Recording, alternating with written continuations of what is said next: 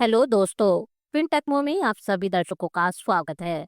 आज की इस वीडियो में हम बात करने वाले हैं भाषा की लड़ाई के बारे में।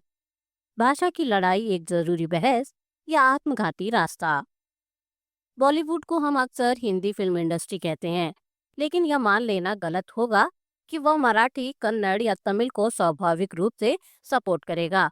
इस देश में जब जब भाषाओं को लेकर टकराव होता है, तो यह उम्मीद करना कि एक भाषा दूसरी के पक्ष में खड़ी होगी एक भ्रम से ज्यादा कुछ नहीं है। क्योंकि सच यही है, हर राज्य, हर क्षेत्र अपनी अपनी भाषा की लड़ाई अकेले लड़ रहा है। आज भाषा की लड़ाई एक सामाजिक बहस नहीं, बल्कि एक राजनीतिक औजार बन चुकी है। लोग एक दूसरे को टारगेट कर रहे हैं, दुकानें बंद करवा रहे हैं और जबरदस्ती मराठी बोलो, तमिल बोलो या कन्नड़ बोलो जैसे नारे लगवा रहे हैं। क्या यही है भाषाई गर्व का तरीका? मैं खुद एक भोजपुरी बोलने वाली लड़की हूँ, लेकिन हिंदी में बात करती हूँ।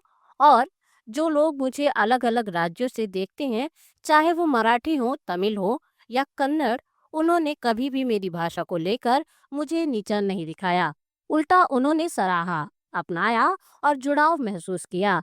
इसलिए मैं कहना चाहती हूँ, यह जो कुछ हो रहा है वह जनता की ही नहीं, राजनीति की भी लड़ाई है। लेकिन फिर भी अगर यह लड़ाई चल ही रही है, तो कम से कम इसका हल समझदारी और संवाद से निकाला जाए। अगर आप अपनी भाषा के लिए सुरक्षा और पहचान की मांग कर रहे हैं, तो इसके लिए सरकार से फंडिंग की मांग कीजिए, रिसर्च और डेवलपमेंट पर जोर दीजिए, सांस्कृतिक संरक्षण के लिए कदम उठाइए, न कि हिंदी भाषाई लोगों को टारगेट करके उन्हें अपने राज्य से बाहर निकालिए।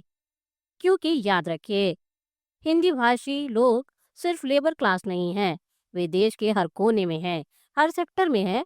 IAS, engineering, medical, research, IT हर जगह मौजूद हैं। यूपी, बिहार, एमपी, राजस्थान, हरियाणा जैसे राज्यों से लाखों लोग देश की अर्थव्यवस्था चला रहे हैं। और अगर आप उन्हें अपनी भाषा के नाम पर टारगेट करेंगे, तो वो लोग आपके राज्य से निकलकर अपने राज्य में वापस चले जाएंगे। और फिर क्या होगा? वो लोग जो पढ़े लिखे हैं, स्किल्ड हैं, एक्सपीरियंस्ड हैं, अपने राज्यों को आगे बढ़ाएंगे।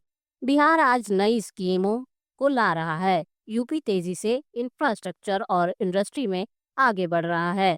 दिल्ली पहले से एक बड़ा हिंदी सेवी राज्य है। इन राज्यों के आसपास अब संसाधन भी हैं, स्किल भी है और विजन भी है। और आपके राज्य से वो सभी लोग निकल जाएंगे जो असल में आपकी अर्थव्यवस्था को चलाने में मदद कर रहे थे। नतीजा, आपकी तरक्की की रफ्तार थम जाएगी। भाषा का सम्मान जरूरी है, लेकिन किसी और की भाषा को नीचा दिखाकर, किसी को जबरदस्ती अपनी भाषा बोलने पर मजबूर करके अगर आप सम्मान कमाना चाहते हैं, तो वो सम्मान नहीं, डर है। और डर से न दोस्ती होती है, न विकास। भारत एक बहुभाषी राष्ट्र है। यहाँ हर भाषा का अपना सौंदर्य है, अपनी विरासत है। लेकिन अगर हम सभी अपनी अपनी भाषाओं को लेकर युद्ध लड़ने लगे, और वो भी आपस में, तो ये देश 28 राज्यों का एक परिवार नहीं, 28 द्वीपों का समूह बनकर रह जाएगा, जो कभी एक नहीं हो पाएगा। मराठी, कन्नड़, तमिल सब महान भाषाएं हैं, लेकिन ये मत सोचिए कि ये एक दूसरे के लिए लड़ेंगी। हर भाषा अपनी लड़ाई खुद लड़ रही है। और अंत में जो राज्य बचेंगे, वो वही होंगे जिनके पास संख्या, स्किल और संसाधन होंगे। और वो है हिंदी भाषी राज्य। अगर यही सिलसिला चलता रहा, तो देश के कई राज्य खुद को आर्थिक, सामाजिक और रणनीतिक रूप से आइसोलेटेड कर बैठेंगे। इसलिए एक बार सोचिएगा, क्या आप वाकई अपनी भाषा की रक्षा कर रहे हैं या अपनी राज्य की नींव को खोद रहे हैं? मैं फिर से कहती हूँ, भाषा की लड़ाई गलत नहीं है, लेकिन इस लड़ाई को समझदारी, शांति और भविष्य की सोच के साथ लड़ा जाना चाहिए, ताकि कोई भी व्यक्ति, चाहे वो किसी भी राज्य से हो, अपमानित महसूस न करे।